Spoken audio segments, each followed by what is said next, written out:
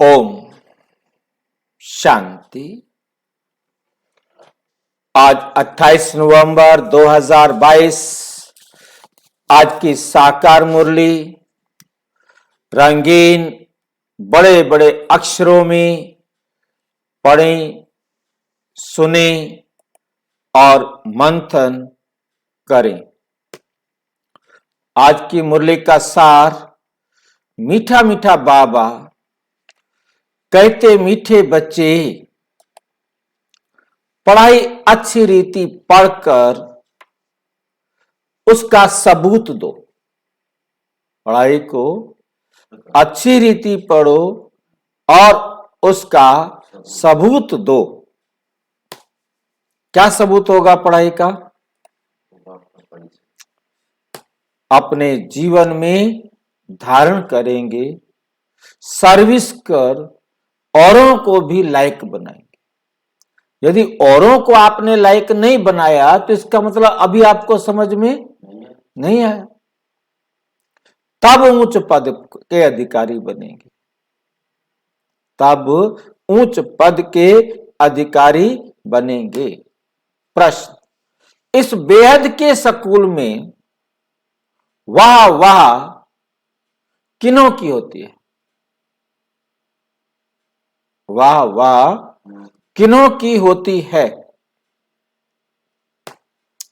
जो खुद अच्छी रीति पढ़ते और दूसरों को आप समान बनाने की सेवा करते।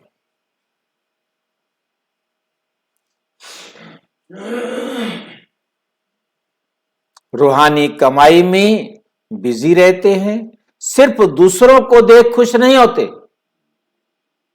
लेकिन माता पिता समान सेवा कर उनके तख्त पर बैठते। उनकी वाह वाह माता पिता व अनन्य बच्चे करते हैं। जो अपना टाइम वेस्ट करते, पढ़ाई पर ध्यान नहीं देते, माता पिता को फॉलो नहीं करते, उन पर तरस पड़ता है। और तो करते कोई कर कुछ नहीं सकते कि वे ऊंच पद पा नहीं सकते। उनके सदा कंप्लेन रहती कि हमारा योग नहीं लगता, हमारा योग नहीं लगता। गीत, धीरज धर मनुआ, तेरे सुख के दिन आए कि आए। ओम शांति। बाप बैठ बच्चों को समझाते हैं कि सुख के दिन आएंगे अगर श्रीमत पर चलेंगे तो। फिर जितना श्रीमत पर चलेंगे उतना ही श्रेष्ठ बनेंगे, क्योंकि श्रेष्ठ अर्थात श्रेष्ठाचारी तो सब बनेंगे, परंतु जो अच्छी रीति श्रीमत पर चलेंगे वे अच्छा श्रेष्ठाचारी बनेंगे। पढ़ाई में भी कोई अच्छी रीति पढ़ते हैं, कोई कम पढ़ते हैं अथवा नहीं पढ़ते। हर एक का अपना अपना है। ना पढ़ने वालों को बुरा माना जाता है। ये पढ़ाई भी कोई अच्छी रीति पढ़ते हैं तो औरों को पढ़ाने लायक भी बनते हैं। कोई तो ध्यान ही नहीं देते।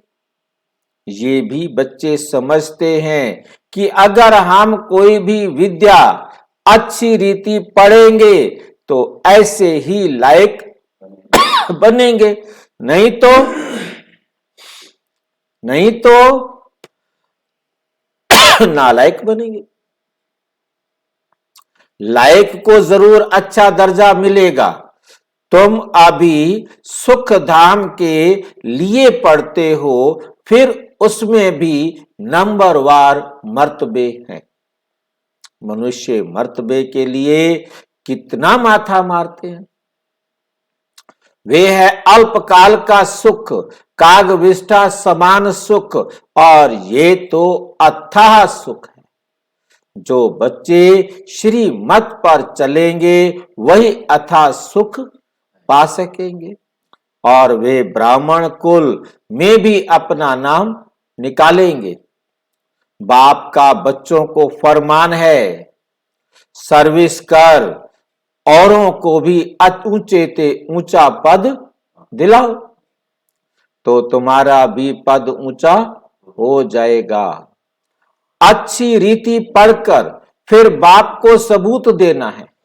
अच्छी रीति पढ़कर फिर बाप को सबूत देना है, बाबा हमने इतनों को बाबा का परिचय दिया, प्रदर्शनी में भी पहले पहले बाप का परिचय देते हो, परिचय देकर फिर लिखवा लो। परिचय देने के बाद क्या करो कि लिख के दो भाई, ताकि हम दिखाएंगे बाबा को कि हम दे के आए। समझाना बहुत सहज है। बाप दो होते हैं, एक लौकिक बाप होता है और एक पारलौकिक बाप होता है। एक हद का वर्षा मिलता है, दूसरे से बेहद का वर्षा मिलता है, जिसको काग विष्ठा समान सुख कहा जाता है। बेहद का बाप बेहद का सुख देते हैं, स्वर्ग का मालिक बनाते हैं, तो बच्चों को सर्विस कर आप समान बनाना है। बाप को सिर्फ याद नहीं करना है, लेकिन उन जैसी सर्विस भी करनी है। श्री कृष्ण अथवा किसको भी याद करना, उनके गुण धारण ना करना, वे क्या काम के? वो क्या काम के? मतलब दुनिया में मतलब कृष्ण को याद करेंगे, राम को याद करेंगे, किसी को भी याद कर रहे हो, उनमें क्या गुण थे वो गुण अपने में धारण करो। अब दुनिया वालों ने याद का मतलब समझ लिया कि नाम रटना है। श्री कृष्ण के गुण क्या थे उनको तो अपने जीवन में लाओ, राम के गुण क्या थे उनको तो अपने जीवन में लाओ। उन जैसी सर्विस भी करनी है। श्री कृष्ण अथवा किसको भी याद करना, उनके गुण धारण ना करना, तो क्या काम का है? वो क्या काम के? उनसे फल कुछ नहीं मिलता, उनसे फल कुछ नहीं मिलता। भक्ति मार्ग में भी देवताओं को याद करते करते नीचे उतरते हैं। कितनी भक्ति की, और दिन प्रतिदिन और पतित और पतित और पतित होते ही आए। अब मम्मा बाबा भी सदगति की सर्विस में लगे हुए हैं ना। मम्मा बाबा भी सबकी सदगति करने के लिए, अपनी भी सदगति करने के लिए और सर्व की सदगति करने के लिए सर्विस में लगे हुए हैं। जो माँ बाप माफिक सर्विस करते हैं वही सच्चे माँ बाप के बच्चे हैं। जो सर्विस नहीं करते वो सच्चे सच्चे माँ बाप के बच्चे नहीं है। तो फिर क्या है? कच्चे कहा जाएगा। बच्चे नहीं है तो कच्चे कहा जाएगा।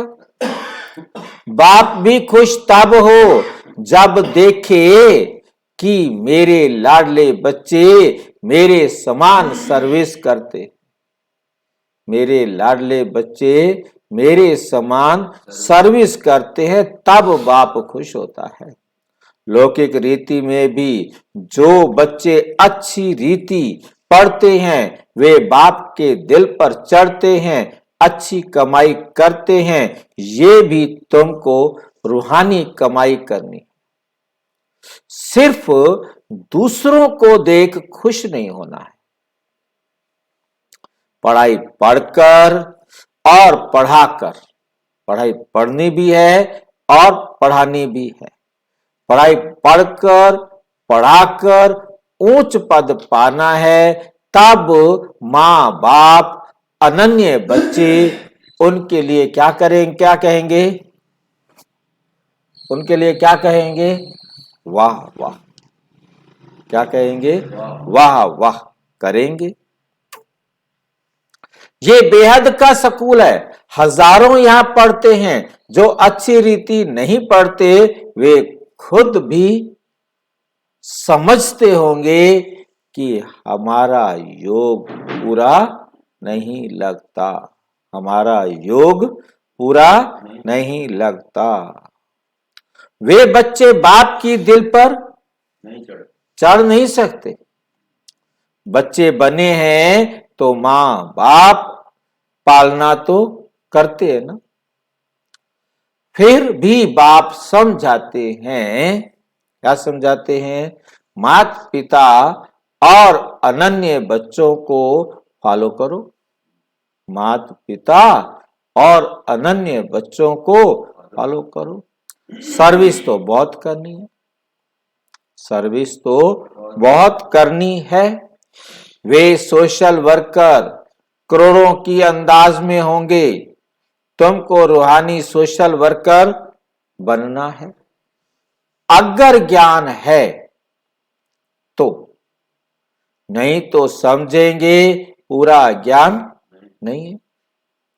ज्ञान के बदले अज्ञान जास्ती है, जिस कारण पद भ्रष्ट हो जाएगा, पद भ्रष्ट हो जाएगा, ऊंच पद पा नहीं सकेंगे।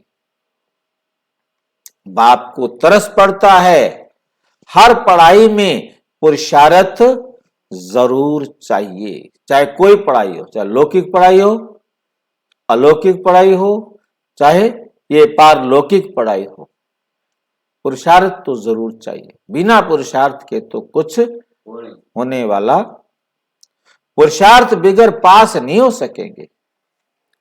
कोई 2-3 बार फेल होते हैं तो अपना टाइम वेस्ट करवाते हैं। मिसाल तो बराबर मिला था, मेहनत नहीं की, टाइम वेस्ट हुआ ना। तो कम पढ़ने वालों को भी जो अच्छी रीति पढ़ते हैं उनका रिगार्ड रखना चाहिए। वे कम पढ़े लिखे हो, जो ज्यादा पढ़े लिखे हैं उनका सम्मान तो करो, क्योंकि वो बड़े भाई बहन हो गए। जो अच्छी तरह पढ़ते हैं वो क्या हो गए? बड़े भाई बहन हो जाते हैं। मम्मा बाबा मिसल सर्विस करते हैं, अच्छी सर्विस करने वालों को जहां तहां बुलाते हैं, तो समझना चाहिए क्यों ना हम पुरुषार्थ कर ऐसा बने, औरों को आप समान बनावे। बेहद के बाप का परिचय देना है कि उनसे कैसे बेहद का वर्षा मिलता है। वे बेहद का बाप जन्म मरण रहित सदा सुख देने वाला है। बाप दो हैं, एक आत्माओं का बाप और दूसरा अलौकिक बाप। तब तुम बाप दादा कहते हो। लौकिक संबंध में भी बाप दादा होता है, ये है फिर पारलौकिक बाप दादा, ये है फिर पारलौकिक बाप दादा। पारलौकिक बाप से तुम भविष्य 21 पीढ़ी की प्रारब्ध पाते हो, लौकिक बाप से अल्पकाल सुख का वर्षा जन्म बाई जन्म मिलता है। जन्म लेते जाओ, दूसरा बाप मिलता जाए। सतयुग त्रेता में यहां का वर्षा 21 जन्म चलता है। सतयुग त्रेता में यहां का वर्षा 21 जन्म चलता है। बल बाप दूसरे बाप मिलते जाएंगे, परंतु हम सुख धाम में ही रहते हैं। फिर द्वापुर से माया का राज्य शुरू होता है, फिर हमारी धीरे धीरे उतरती कला होती है। ये बुद्धि में रहना चाहिए। जब उतरते हैं तो जल्दी जल्दी जन्म लेते जाते हैं। आधा कल्प में 21 जन्म लेते हैं, बाकी आधा कल्प में 63 जन्म। क्यों? आधा कल्प में 21 जन्म और बाकी आधा कल्प में 63 जन्म क्यों? अभी बाबा पूछ रहा है क्यों? हाँ जी,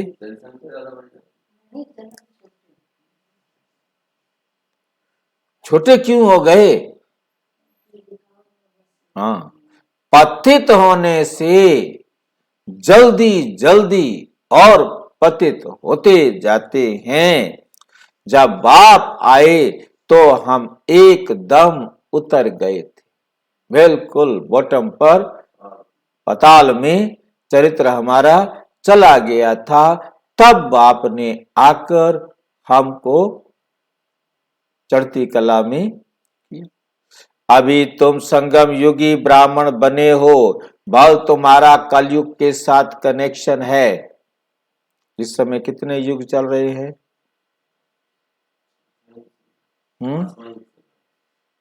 संगम युग 5 महीने, एक युग चल रहा है। हाँ जी, 3 युग चल रहे हैं इस टाइम पर। एक तरफ है कलयुग, जो समझते हैं देह वो है कलयुग में, ठीक है नहीं। जो समझते हैं आत्मा वो है सतयुग में। जो कभी समझते हैं आत्मा, कभी समझते हैं देह, वो है संगम पर, ठीक है नहीं। तो इस टाइम एक ही टाइम, यही एक ऐसा समय है जब तीनों युग। संगम तभी होगा ना जब दोनों हो, दोनों का संगम हो। तो दो अलग अलग हैं और एक संगम है। इसलिए बहुत लोगों को भ्रम रहता है, कलयुग है, संगम युग है, तो सतयुग कहां से आ गया? देवता कैसे आ सकते हैं? जो अपने आप को आत्मा समझ चुके, फाइनल हो गया, उनके लिए तो सतयुग है। वो जानते ही नहीं कलयुग क्या और संगम क्या। जो अभी दो नाव पर पांव रख के खड़े हैं हमारे जैसे, वो हैं संगम, वो हैं संगम। जो अभी तक ना आत्मा के बारे में सुनते ना जानते, वो अभी है कलयुग। जिन्होंने अभी तक अपने आप को देह समझ रखा है, वो कलयुग।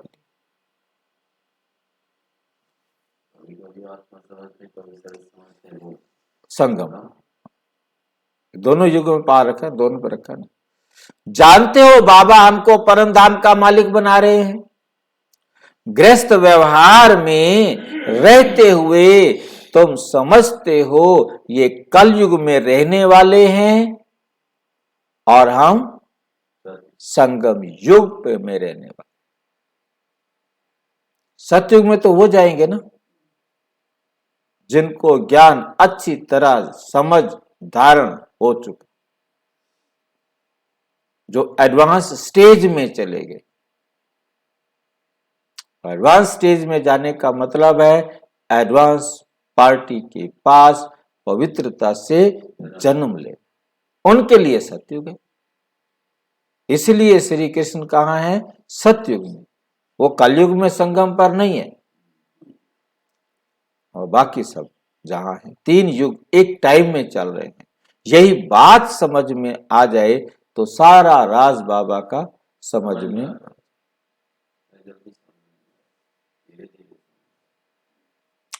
हम संगम युग में रहने वाले हैं।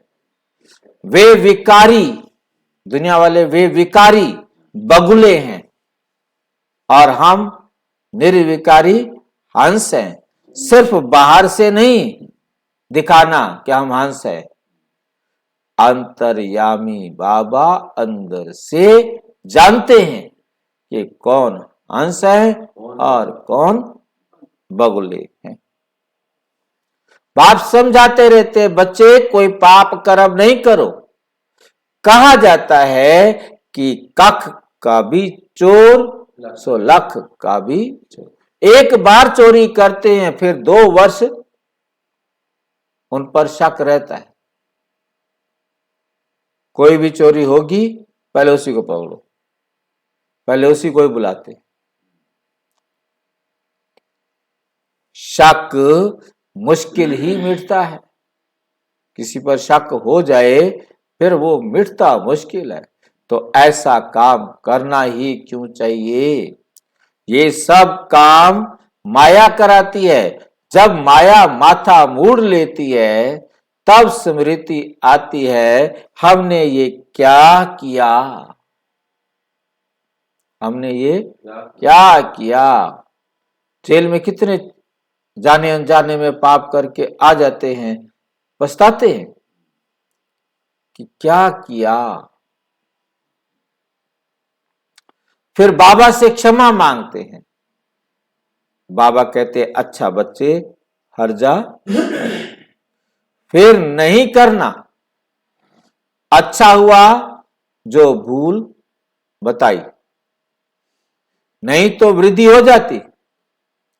बाबा को लिखते हैं हमने क्रोध किया, काला मुंह किया, अपना भी तो स्त्री का भी। बाबा को लिखते हैं बाप का बनकर प्रतिज्ञा कर काला मुंह किया, ब्राह्मण कुल को कलंक लगाया, सजा के अधिकारी बन जाएंगे। ऊंचे ते ऊंचा ब्राह्मण कुल देवताओं से भी ऊंचा है। तुम ब्राह्मण भारत को पतित से पावन बनाते हो। तुमने सतयुग त्रेता में 21 जन्म राज्य भाग्य किया, तब सुंदर थे। फिर 63 जन्म काम चिता पर बैठ काले हो गए, तब शाम बने। तब शाम बने। कहते हैं सागर के बच्चे काम चिता पर बैठ खत्म हो गए। फिर सागर ने ज्ञान वर्षा की तो जाग पड़े। गोरे हो गए। इस श्री कृष्ण की आत्मा को 84 जन्म जरूर लेने हैं। 21 जन्म सुंदर और 63 जन्म श्याम।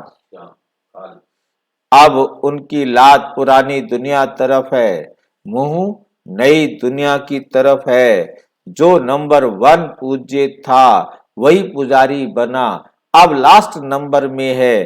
खुद ही पुजारी बन नारायण की पूजा करते थे, अब खुद ही पूज्य नारायण बनते। इनको ही फर्स्ट नंबर में जाना है। ब्रह्मा का दिन स्वर्ग, ब्रह्मा की रात नरक। शिव बाबा आते हैं रात को दिन बनाने। अब आधा कल्प की रात पूरी हो, दिन होता है, शिवरात्रि कहते हैं, परंतु शिव के बदले श्री कृष्ण का नाम कह दिया कि श्री कृष्ण को का जन्म रात को हुआ। कब हुआ श्री कृष्ण का जन्म? रात को ही होता है। हाँ जी, हाँ। और चारों तरफ दुनिया अज्ञानता की नींद में सोई पड़ी है। कृष्ण ने अपना जन्म ले लिया, किसी को पता ही नहीं है। कंस को पता ही नहीं है कि कृष्ण ने कहा जन्म लिया, रावण को पता ही है। शिव बाबा की बात। वास्तव में मैं आता हूं कृष्ण को जन्म देने के लिए, कृष्ण बनाने के लिए, सुंदर बनाने के लिए। शिव बाबा की तिथि तारीख वेला कुछ भी पता नहीं कि किस समय आया। श्री कृष्ण की वेला है, वे पुनर्जन्म में आने वाला है। शिव बाबा तो झट आकर परिचय देने लग पड़ते, बस आते ही एक काम करते हैं, आते ही मैं तुम्हारा बाप हूं, तुम आत्माएं मेरे बच्चे। कुछ समय तो पता ही नहीं पड़ा कि ये कौन आया है, कौन बोल रहे हैं। बाद में मालूम पड़ा कि ये तो शिव बाबा ज्ञान का सागर है। शिव बाबा ब्रह्मा द्वारा विष्णुपुरी की स्थापना करते हैं। ब्रह्मा यहां है, कृष्णपुरी भी यहां है।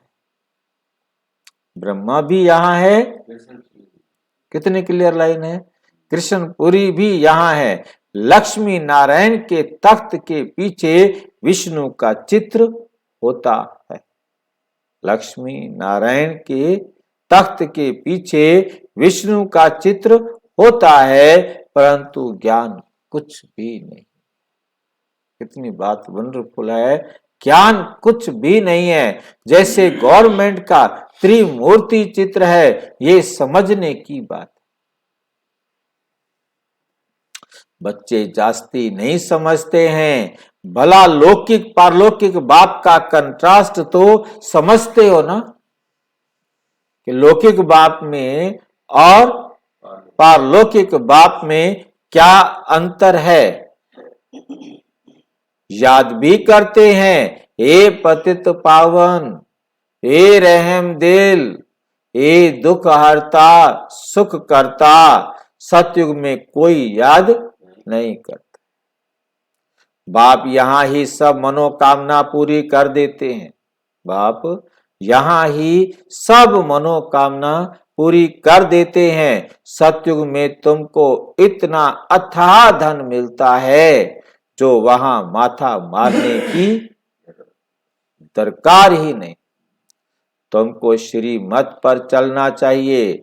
जो नहीं चलते गोया निधन के हैं, उनको कहा जाता है बगुला, उनको कहा जाता है बगुला।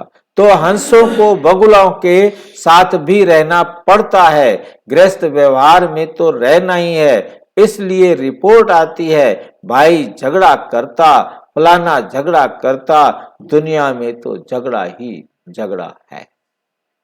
पवित्रता पर भी झगड़ा चलता है, खान पान की परहेज रखनी होती है, तो बहुतों के लिए मुसीबत हो जाती है।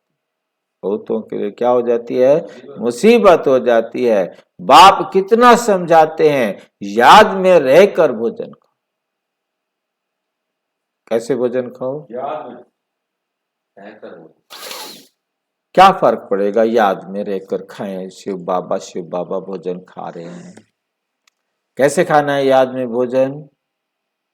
कैसे पता लगे कि मैं याद में भोजन खाया? व्यर्थ विचार नहीं चले तो कौन से विचार चले? सुविचार कौन से? बाबा की श्रीमत के विचार चले। उस समय खुशी हो कि स्वयं भगवान आकर हमें पढ़ा रहा है। मैं कितनी भाग्यशाली आत्मा हूं जो स्वयं परमात्मा मुझे पढ़ा रहा है, और ये खजाना मुझे हर आत्मा तक पहुंचाना है। ये उमंग उत्साह रहे, ये खुशी रहे, तो वो भोजन उसी खुशी को शक्ति देगा। और यदि विकारी व्यर्थ संकल्प चलते रहेंगे तो वो भोजन उन्हीं को ही शक्ति देगा। याद में रहकर भोजन खाओ। डायरेक्शन अमल में नहीं लाते हैं, प्रैक्टिस करनी चाहिए। तुम हो पतित दुनिया को पावन बनाने वाली शक्तियां। याद से पाप भस्म हो जाते हैं, याद से पाप भस्म हो जाते हैं। मेहनत है बहुत, मेहनत है बहुत, इसलिए कोटों में कोई निकलता है। पुरुषार्थ करते भी फेल हो जाते हैं। आश्चर्यवत बाबा का बनंती, बाबा बाबा कहंती, फिर भी श्रीमत पर न चलंती, तो गिरंती। गिरेंगे, पतित होंगे, फिर कहेंगे हमारे बस की नहीं है। फिर भगंती, माया खींचती है तो बाप को फारकती दे देते हैं। कल्प पहले जो हुआ वही रिपीट होना है, इसमें मेहनत चाहिए। जो श्रीमत पर चलते वही धारणा कर सकते हैं। मम्मा बाबा कहकर फॉलो नहीं करेंगे तो दुर्गति को पाएंगे, अर्थात काम पद पाएंगे। अनपढ़े के आगे भरी ढोएंगे, अनपढ़े पढ़े के आगे भरी ढोएंगे। नौकर चाकर बनेंगे। जो ब्राह्मण नहीं बनते वे प्रजा में पाई पैसे का पद पाएंगे। और कोई धर्म स्थापन करने वाला राजाई नहीं स्थापन करता। जो भी धर्म स्थापक आते हैं वो राजाई स्थापन नहीं करते। बेहद का बाप ही भविष्य के लिए राजाई स्थापन करते। पवित्र बनने के लिए पुरुषार्थ करना पड़े। तुम फूल बनते हो, जो विकार में जाते हैं वे कांटे बनते हैं।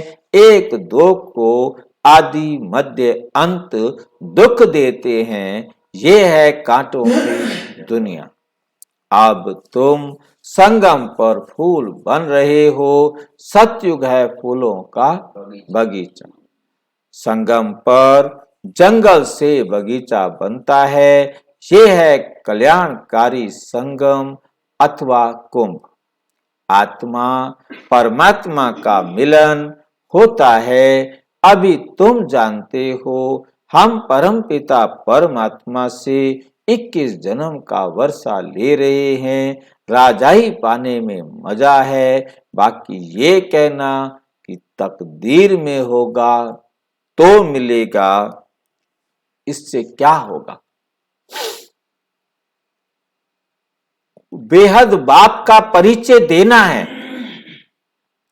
तुम अनुभवी हो तो सर्विस तो करनी है। दिल से पूछना है कि हमने कितनों की सर्विस की। ज्ञान है तो सर्विस में लग जाओ। नो ज्ञान तो नो सर्विस।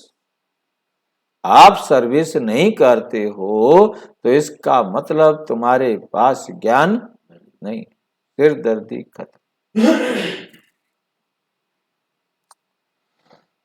नो सर्विस तो नो ऊंच पद। नो ऊंच पद। तकदीर में नहीं तो पुरुषार्थ भी नहीं करते। किस्मत में नहीं है तो पुरुषार्थ भी नहीं करते।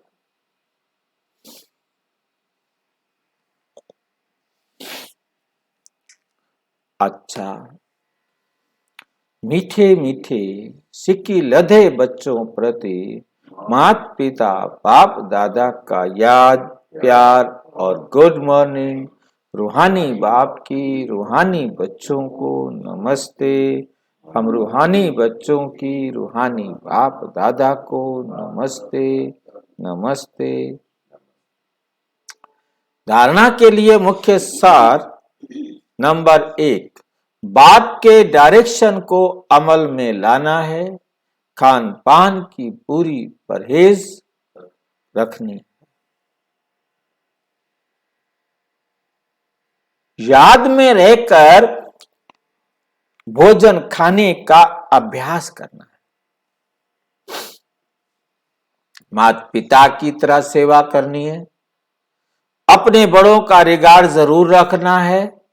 रूहानी सोशल वर्कर बन सबको बाप का परिचय देना है। वरदान, कल्याणकारी समय की स्मृति से कि ये वो समय है पूरे कल्प में जो सर्वात्माओं के कल्याण का है। क्या कल्याणकारी समय की स्मृति से अपने भविष्य को जानने वाले कि हम क्या बनेंगे। मास्टर त्रिकालदर्शी। यदि आपस में आपसे कोई पूछे कि आपका भविष्य क्या है तो बोलो हमको पता है, बहुत अच्छा है। हमको पता है बहुत अच्छा है, क्योंकि हम जानते हैं कि कल जो होगा वह बहुत अच्छा होगा। कल जो होगा वो बहुत अच्छा होगा। जो हो गया वो भी अच्छा, जो हो रहा है वे और अच्छा, और जो होने वाला है सबसे वो बहुत अच्छा। जो मास्टर त्रिकालदर्शी बच्चे हैं उन्हें निश्चय रहता है कि कल्याणकारी संगम युग, कल्याणकारी संगम युग यही है ना, समय है। कल्याणकारी संगम युग का समय है। बाप हमारा कल्याणकारी है और हम क्या है? मास्टर कल्याण, मास्टर विश्व कल्याणकारी। जब हम मास्टर विश्व कल्याणकारी हैं तो हमारा अकल्याण हो सकता है?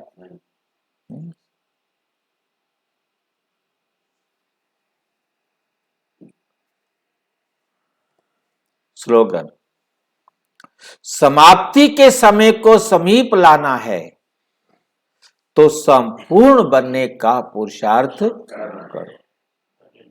समाप्ति का समय आपने समीप लेके आना है तो अपने आप को संपूर्ण बनो, तब तो समाप्ति हो। पूरा पूरा पुरुषार्थ करो। अच्छा, ओम शांति। और विस्तार से जानने के लिए क्या करो? प्रजापिता ब्रह्मा कुमारी ईश्वरीय विश्वविद्यालय के किसी भी सेवा केंद्र पर संपर्क करें, और यदि कोई प्रश्न है तो 9213106986 पर केवल टेलीग्राम करें। 9650692270 पर केवल व्हाट्सएप करें, फोन नहीं। ओम शांति।